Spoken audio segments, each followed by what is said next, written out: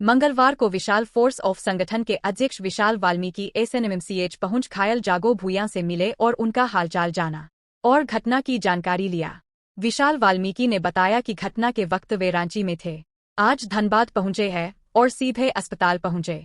उन्होंने बताया कि आउटसोर्सिंग कंपनी एनटी देव प्रभा में हेवी ब्लास्टिंग किया जा रहा था, जिसे घनुडिये के लोग काफी परेशान थे। सोमवार को भी हेवी ब्लास्टिंग से वहां के लोगों को पत्थर उनके घर पर गिरा, जिसका वहां के लोग द्वारा विरोध किया जा रहा था, जिसके बाद आउटसोर्सिंग कंपनी के गुर्गों और गार्ड द्वारा ग्रामीणों के साथ मारपीट करते हुए गोलीबारी की, जिसमें जागो भूया को गोली लगा और वह गंभीर रूप से घायल हो गए थे। अभी उनकी स्थिति सामान्य है।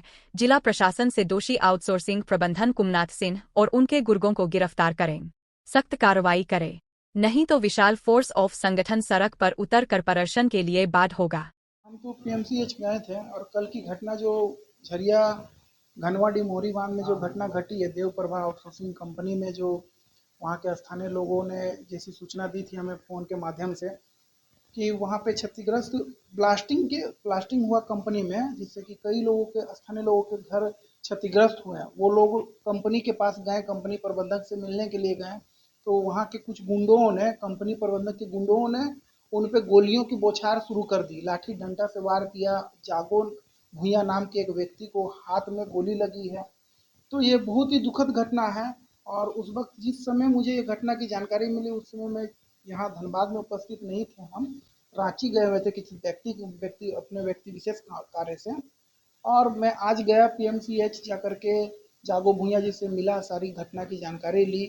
तो इस घटना में तो साफ साफ ये समझ में आ रहा है कि देव प्रभा आउटसोर्सिंग कंपनी के जो कुमनाथ सिंह जो हैं प्रबंधक, उनके गुंडों द्वारा, उनके बॉडीगार्ड द्वारा वहाँ के जो स्थानीय लोग जगदीश भूया उर्फ जागो भूया पर गोली चलाया गया है। वहाँ के स्थानीय लोगों के साथ मारपीट की गई है। इसकी निंदा करते हुए हम लोग को बहुत दुखित, ये बहुत बड़ी घटना है।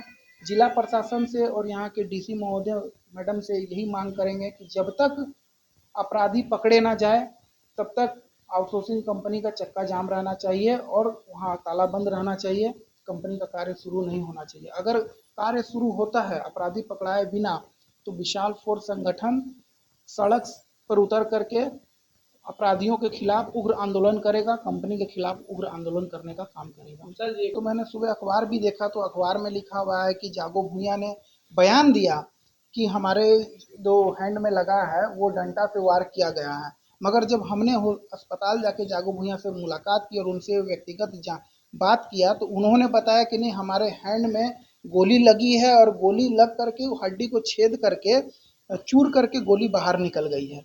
उन्होंने खुद ये बयान दिया और हमारे सामने उन्होंने इस चीज़ को बोला कि नहीं, ये तो अखबार में जो छपा वो गलत चीज़ छपा है, और डॉक्टर ने जो बयान दिया वो भी गलत बयान है। क्योंकि वो जो भुक्तभोगी है, जो मान लीजिए जो जिसके साथ घटना घटी है, वो खुद कह रहा है कि नहीं, मेरे ऊपर गोली चलाया गया और गोली निकाला गया है डॉक्टरों द्वारा। तो ये कहीं ना कहीं सब मिली भक्त हैं और मिल करके कंपनी को बचाने का काम किया जा रहा है, कंपनी प्रबंधक को बचाने का काम किया जा रहा है, अपराधी को बचाने का काम किया जा रहा है। ये सब षड्यंत्र की तहत पे एक मुखट पहन के बैठे हुए हैं लोग, जो एक दूसरे को बचाने का काम कर रहे हैं। इसमें एससी, एसटी, ओबीसी, दलित, मुस्लिम समुदाय के लोगों पर अत्याचार करने का काम करते हैं।